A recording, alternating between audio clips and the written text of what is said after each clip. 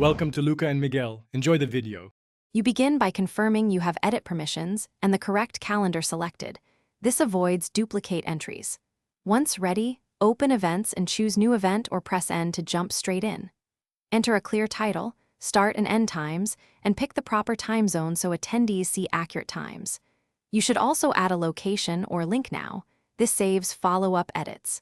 Make sure notifications are enabled so reminders go out automatically to participants. Next, expand the event with useful details. Paste an agenda, attach files, and add internal notes so attendees know expectations. Invite guests by email and set RSVP options and visibility to control who sees event details. If it repeats, configure recurrence rules. This prevents manual re-entry and keeps consistency.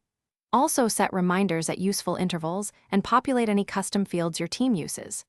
By doing these steps now, you reduce no-shows and ensure everyone has the right context and materials. Finish by reviewing guest lists, checking for scheduling conflicts, and confirming all details are correct before you send invites.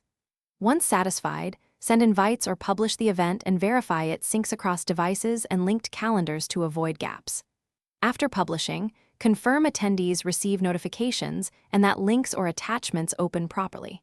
If something fails, clear your app cache, recheck calendar permissions, and resend invites. This resolves most sync and visibility issues quickly and reliably.